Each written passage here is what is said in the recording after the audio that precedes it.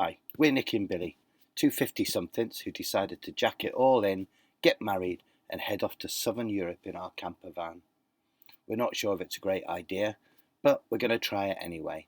So if you want to follow us to see if there's any places we go to that might be of use to you, or any hints or tips that we pick up, just hit subscribe. It's completely free. And hopefully we'll catch some of you on the road.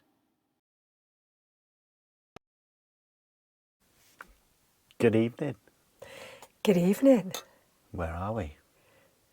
We're in a beautiful little chateau village, but I don't know where it is. I can't remember either. So But it was on search for sites, so we'll put it at the bottom. But yeah. we're so rubbish. Yeah, there's literally a castle, a chateau ruins. Apparently the best medievally village of the area, the Von Valley or whatever. The Loire Valley. The Loire Valley, but this is the Von area. Oh yeah, the Loire Valley. Von. Yeah. Sorry, apologies. So we have actually stayed not far from here on the way out at Merry-sur-Von. If Yeah, you look at that Merry-sur-Von. video, it's lovely around there. So we're back in that way because we're heading home. But anyway, you're not here to watch us talk about that. So we're going to introduce you to our new Vanlife member, Pablo. So we'll just show you a bit of Pablo and then we'll get on to talk about Pablo and how we ended up making this mistake. He's the star of the show. Oh, yes. And he has my heart. Well, he's already learnt. Well, he's already wrapped us round his blooming little paws, hasn't he? We've created a monster. And we've broken every rule under the sun that we knew we shouldn't have done. But Shh, he'll hear you. he's Sparko. Right, so Pablo. Here's Pablo. Pablo, here he comes.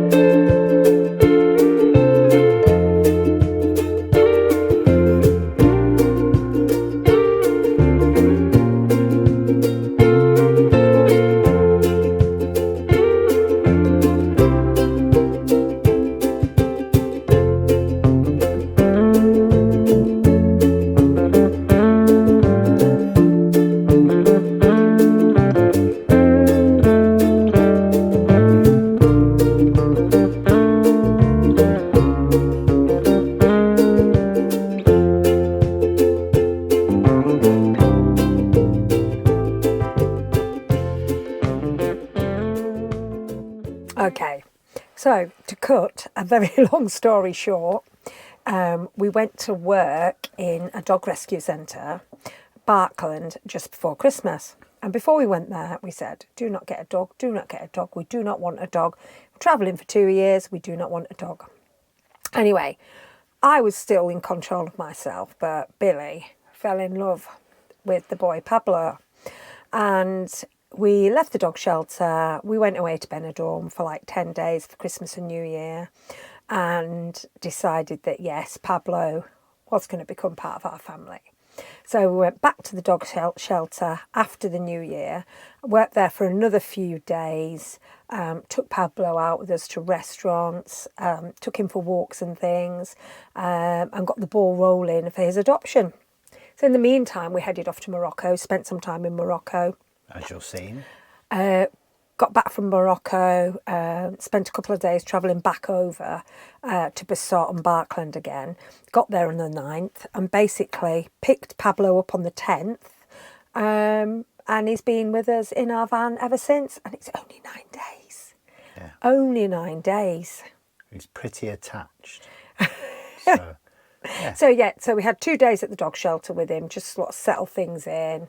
And then we hit the road, really, didn't we? Mm-hmm. So we went to Pillay.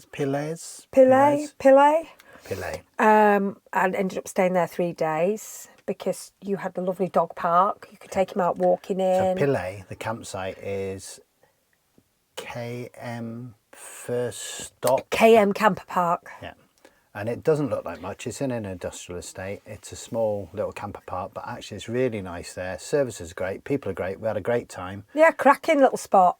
Pablo even slept through one of my gigs, but I have that effect on virtually everybody who listens to my singing anyway. Yeah. But next to it, there's a little little dog enclosure, and just about 10 minutes down the road, there's a second one where a lot more of the locals take their dogs, so it was Yeah. quite good. So we were able to take him off the lead, and he was able to Have a good run about, around and a good play. and we could practice recall. Yeah. And to our surprise, He actually comes back. he comes back. We also took him for a walk through the orange groves to another village, and there was a lot of safe space there, so we let him off there as well, didn't we? And again, he comes back. Yeah. So from there, we spent 3 days there, and then we moved on to Lampello. We did find out there, though, that we took him to the beach, and he liked the beach. He didn't like waves down there, did he? No, that was at Piles. Pila, yeah. Yeah, before we even went to Lampello, we were thinking he's probably not a beach dog. How mistaken we were. He's not just a beach dog, he's like a stinky bog dog. So we let him off the lead on the beach the first day, and he just went mental. He was running up and down the beach, chasing the waves, eating the waves. We kept getting him back on, practicing his recall and everything, didn't we? Did about a good 4 miles with him. It was good as gold. He had a fantastic day. Yeah. So that evening, Billy went to the dog park. Yeah. And I met a couple there. So John and Ross, who had their 2 dogs, Dudley and Oscar. Yeah, Dudley was a little Jack Russ. And the little Jack Russ tried to basically dry hump Pablo for about the whole time he was About together. 8 hours. Yeah. I mean, I don't know what they're feeding him, but he can go. And he's also on Viagra. And he's had them chopped off. So I don't know where it's coming from. But they got on quite well, even though he was trying to hump him. And we decided we'd meet up and do the beach walk the next day. So he went with 2 other dogs. Yeah. And went nuts again. Absolutely nuts, didn't he? Yeah. So, unfortunately, he probably spent a lot more time in the water and a lot more time drinking. We just couldn't stop him. We kept trying to stop him drinking the seawater, but it wouldn't stop. Yeah. So that did result in bit of squits. Seawater squits. Well, there was no squits. It was just seawater, wasn't it? He was weeing out of both ends. Yeah. And considerably weeing out the front end for long. Because bless him, he longer drank. wheeze than you. Yeah. Wasn't he? But I mean, it was a really lovely place to settle down with him, Lampello. Yeah. And he got fantastic walks. I mean, he was getting like at least 8 miles a day there. Yeah. He must be bored bloody rigid in this van now.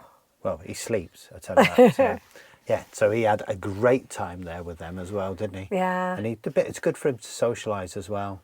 Because the last time we tried socialising was actually at the previous camper park in one of those dog walking areas, but I think there were 8 dogs there.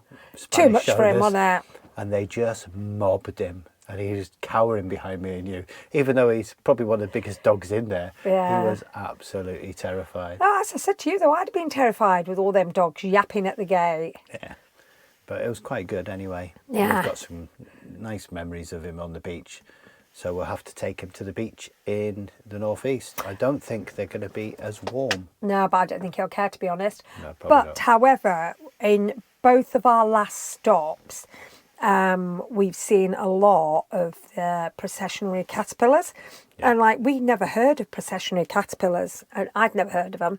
I didn't know anything about them until somebody told us. Well, Alan was killing them near Barkland. So they're really dangerous for dogs. So if you don't know about them, here's a little bit of video of our scientific expert explaining about them. I don't know if I'd go that far, but apparently they are. Is it when they get their noses right in and they is it the hairs on them and that? They're venomous. Venomous, so yeah, they can make your dogs really, really, really ill. So this is what they look like. So, I've never heard of these before, but it's another one of those Mediterranean things. And these are called processionary caterpillars, which I think you can tell why, because they're like nose to tail as they cross the road. Some have been squished. There's some in a pile over there. And apparently these are really toxic to dogs and to humans as well. So we need to watch out for these, because it's not something we've ever come across before. But there we go, our first sighting of a processionary caterpillar. So one of the Pablo doesn't travel well. He doesn't travel well at all. He's not settled, he's not comfortable.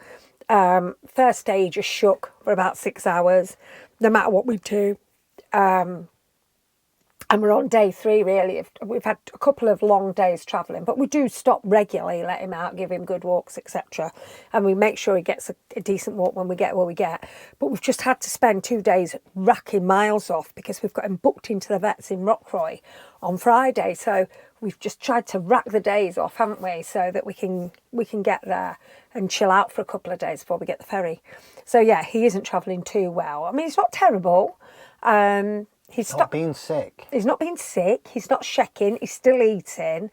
He goes a bit mad, a bit manic, doesn't he? At times, but then he does settle down. He just pants a lot, and when we get home, we'll probably try and do something about settling him into travelling a bit more. But we've got no choice while we're on this journey. Yeah, he has to come home. Yeah. However, Sue and Alan crate trained him, so we bought a crate before we went to Morocco. Left it with them, they put it in his kennel, and luckily he took to it straight away. So as we've got the Expedition 68, we've got the doors open under our bed, his crate's in there, and he loves it, doesn't he? Yeah, so he loves sleeping in there, but we don't travel with him in there. Yeah, we sort of think he might settle a bit more in there, but then we don't want him in there like... No, because he loves sleeping in there at night. He'll go in there when we're cooking. And if we're in there during the day, we don't want to be in there for most of his life. It's too much, and we don't want to put him off it either, because that's his safe space. He loves going in there. We just need to carry on and persevere. I with think getting him to travel. by the time we get to Rockroy, hopefully he will have settled down a bit. So again, if anybody's got any advice on, on what to do or what to do with nervous dogs, I mean, we've let him have enough room on his seatbelt thing, so that he can actually come between us and have his head between us and lay between us.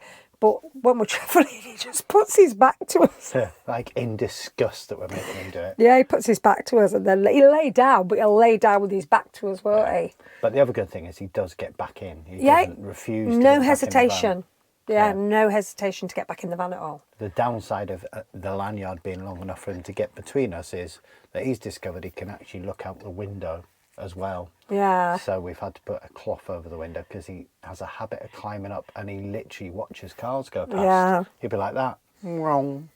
Wrong.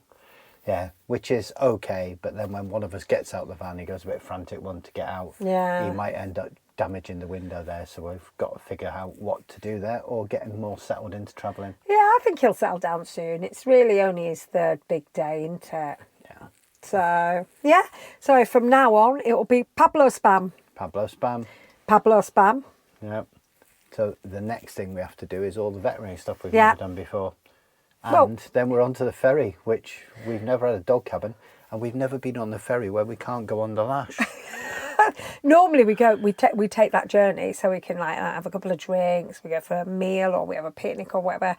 Those days are gone. Those days are long gone. It'll be a bottle of wine and a picnic in the cabin. We'll be like adults. And then sitting on the dog deck on a piece of plastic grass probably with dog.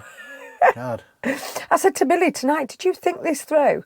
Like, we can't go in any bars. We can't. Well, we can once we get back home. Not on a boat we can't.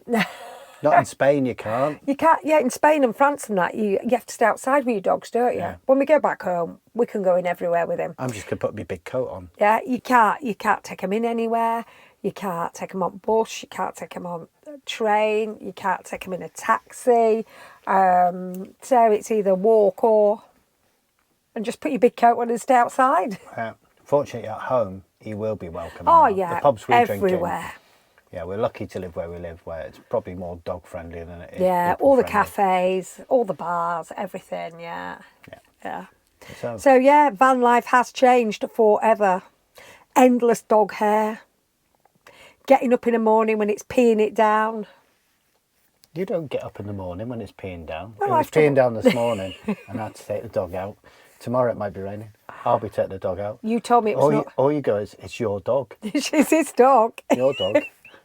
Yeah, he actually comes running over when you come out of anywhere as well. Yeah. So, and he jumped on the bed. Oh, yeah. So the bed in the Expedition 68 must be nearly, 4 foot or something. Well, it's up here. Yeah. So when when we take the ladders off, so because we got the doors, I take the ladders off. So the first time we had them off completely and both doors open so he could get in and out easy. Since then he's been all right with one door open so we could put the ladders to one side. So we can still get in and out of bed. I had trouble getting on that bed. I like to think I was like a graceful salmon rising on there, but basically I tried to belly flop and then wiggle my way to get on it. Him, from a standing start, can sit there in the narrow galley of this thing and just go, boing. He's like Zebedee, isn't I he? went, morning, Pablo. He went, doing. Straight up to say hello. Yeah, and He's that ain't... a bouncy Yeah, dog. that ain't happening, is it? Yeah, so Russ and John had a little dog fence that they have for their dogs, don't they, outside their motorhome? Yeah. And they said, oh, it's all right, we've got the dog fence. And that ain't high enough. Next thing, no Pablo. Straight Boing. over and off the whee on a palm tree or something. Boing. So, yeah. Anyway, He can enough... clear jump over benches, fences. I mean, yeah, we're going to have to watch him. We certainly are. Yeah. So, I'm sure we've got lots of pictures and little bits of videos and Yeah. things to add on to this. So we'll just end this with a bit of more of Pablo's spam. And keep watching. Yeah, we'll let you know how the ferry goes. And we're doing some festivals and stuff this year, Yeah. so you can come and meet Pablo if you want. So it's no longer Nikki and Billy. It's Nikki, Billy and Pablo too. No, it isn't. It is Billy and Pablo and Nikki, surely. Billy, Pablo and Nikki. You have to change it totally then. I'll just do the audience, so it'll be me, Pablo, and then you. I'll do it in height. And Do you know, can do the I know small my one. place. Yeah. So, I'm top of the pack. so everybody, if you're out there, ladies, remember, what you need in your life is a man that looks at you the way I look at Pablo. It's a good job I'm so good-natured, isn't it? Yeah, but when you're off at the toilets, I'm lying down my head in this crate. Going, love you, love you. Right. catch you Anyway, later. thanks for watching. Bye. Bye. So there you go. There's our new van life family member. If you've got any tips on living with a dog in a van and travelling with a dog, then just hit us up in the comments. We appreciate any help anybody's got. If you've enjoyed any of the vlog, give us a big thumbs up. And if you want to see how we get on with Pablo, then just hit subscribe. It's completely free. For now, more Pablo spam.